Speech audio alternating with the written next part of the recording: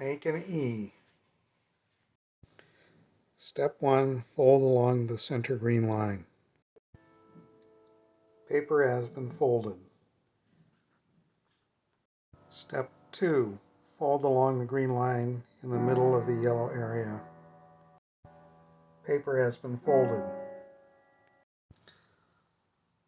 Step 3. Fold along the green line. Paper has been folded.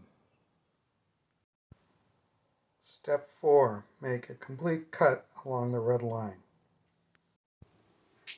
Cut is complete. Unfold the paper.